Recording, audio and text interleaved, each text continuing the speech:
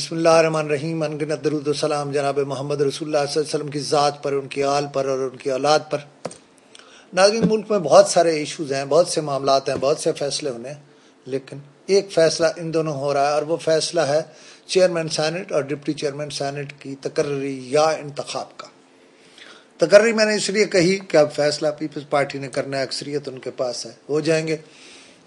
ایک بات یہ بھی طے ہے کہ اب اپوزیشن لیڈر وہاں پر سینٹ میں مسلم لیگ نواز سے ہونا ہے. لہذا جب چیئرمین اور ڈپٹی چیئرمین سینٹ کا فیصلہ ہو رہا ہے تو میری اطلاع یہ ہے کہ اس پر پیپلز پارٹی اور مسلم لیگ نون میں بے پناہ رابطہ ہے. اور جس بات پر اتفاق رہا ہے یا اتفاق ہوا ہے وہ ہیں جناب بابر اعوان، جن کے بارے میں فیصلہ ہوا ہے اور رائے دی مسلم لیگ نون نے کہ انہیں چیئرمین سینٹ نہ بنایا جائے. اور کہا بھی ہے محمد نواز شریف بھی ہیں، شہباز شریف اور دوسرے مسلم لیگیوں، جناب اسحاق ڈار نے اور دوسروں نے، کہ اگر بابر اعوان چیئرمین سینٹ بنتے ہیں تو پھر جب تک یہ سینٹ رہے گی اس وقت تک فساد رہے گا، اور جس طرح سے چلنا چاہیے ایوان کو اس طرح سے نہیں چلے گا. لہذا بنایا گیا، چیئرمین بنانے کا فیصلہ ہوا جناب نیر بخاری کو، اور ڈپٹی چیئرمین بنانے کا فیصلہ ہوا جناب صابر بلوچ کو. جناب صابر بلوچ کو ڈپٹی چیئرمین سینٹ بنانے کا فیصلہ اس لیے کیا گیا کہ جو لوگ بلوچستان ایشو کو اہم سمجھتے ہیں، یا جس طرح سے پوری قوم سمجھتی ہے، اس میں ہوگا یہ کہ اگر ڈپٹی چیئرمین سینٹ بلوچستان سے ہوں گے تو ساری باتیں وہ خود بھی ڈسکس کر لیں گے اور ایوان کے اندر بھی ڈسکس ہو جائیں گی. اور جو صاحب ڈپٹی چیئرمین کی نشست پہ بیٹھے ہوں گے، یا جو صاحب ڈپٹی چیئرمین کے طور پر پریزائڈ کر رہے ہوں گے کبھی اس اجلاس کو، تو وہ باتیں لے آئیں گے اور بلوچستان کی بات بھی ہو جائے گی. میں سمجھتا ہوں، میری ذاتی رائے ہے اور میں نے اپنے ریٹن کالم میں بھی لکھا کہ چیئرمین سینٹ ہونا تو میرٹ پر جناب اعتزاز احسن کو چاہیے تھا، لیکن خود پارٹی کے اندر رائے یہ ہے کہ ایک شخص ہے جو بولنے والا ہے، اسے اگر آپ ڈپٹی چیئرمین سینٹ کے عہدے پر متمکن کر دیں گے، وہ چیئرمین سینٹ ہو جائیں گے، اس نشست پر بیٹھ جائیں گے تو چپ رہیں گے اور کبھی کچھ نہیں بول سکیں گے. اگرچہ میری رائے اس سے مختلف ہے اب بھی، کہ وہ اگر چیئرمین سینٹ ہوتے تو شاید زیادہ بہتر ہوتا.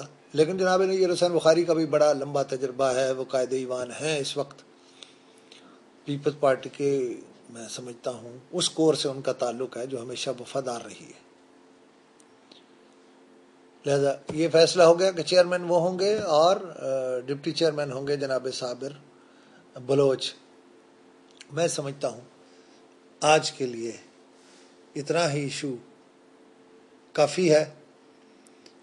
وحیدہ شاہ کو سزا دینے پر ٹنڈو محمد خان میں ہڑتال ہوئی، ایک موقف یہ ہے کہ ظلم ہوا. میں سمجھتا ہوں قوم اس بات پر متفق ہے کہ فیصلہ صحیح ہوا. البتہ یہ اپیل میں جائیں گے، یہ میں نے آج اپنے ریٹن کالم میں لکھا تھا کہ یہ اپیل میں جائیں گا، اور مجھے یقین ہے کہ سزا تھوڑی کم ہو جائے گی، یعنی الیکشن لڑنے کا معاملہ شاید پہلے تک آ جائے گا. جب عام الیکشن ہو رہے ہوں گے تو وحیدہ شاہ جو ہیں اس میں امیدوار ہوں گی. آج اتنی ہی بات کافی ہے. میں روزانہ آپ سے بات کرتا ہوں زکوٰۃ و صدقہ ٹرسٹ کی، ان بچوں کی جو لاوارث ہیں، ان بچوں کی جو یتیم ہیں، وہ بچے جن کے بارے میں سوچتا ہوں کہ جن کا کوئی نہیں ہوتا ان کا خدا ہوتا ہے، اور میں بھی اس میں چھوٹا سا حصہ ڈالنا چاہتا ہوں. لیکن میں ان کے لیے وہ پروجیکٹ کرنا چاہتا ہوں کہ اگر مجھے اللہ کریم نے زندگی دی تو انشاءاللہ میری زندگی میں تو ان پر کروڑوں خرچ ہو چکے ہوں گے. اس کے لیے بہت سارے دوست مدد کرتے رہتے ہیں، مدد کر رہے ہیں. میں خود بھی اللہ کے فضل سے اس میں پوری طرح انوالو ہوں. میں چاہتا ہوں زکوٰۃ و صدقہ ٹرسٹ کے لیے 100-200 کنال جگہ زمین موجود ہو، وہاں چھوٹے سے سیٹ اپ سے ہم شروع کریں گے، لیکن یتیم لاوارث بچوں اور عورتوں کے لیے ایک ایسا ادارہ ہوگا جسے انشاءاللہ پوری دنیا سے لوگ دیکھنے آیا کریں گے. وہ ایک مثال ہوگی، لیکن وہ اکیلے میں نہیں کر سکتا. وہ شاید بہت سارے لوگ مل کر، یا پورا پاکستان مل کر، یا پوری دنیا میں جہاں جہاں مسلمان ہیں وہ سارے مل کر اس میں حصہ ڈالیں تو ہو سکتا ہے. اس کے لیے ایک زکوٰۃ و صدقہ ٹرسٹ قائم ہے، اور زکوٰۃ و صدقہ ٹرسٹ کا ایک بینک کا اکاؤنٹ ہے. اس کی تفصیل آپ کو اس ویڈیو کالم میں مل جائے گی.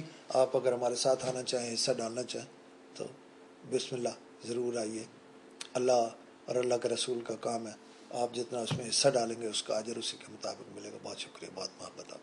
کوئی تو ہے جو نظام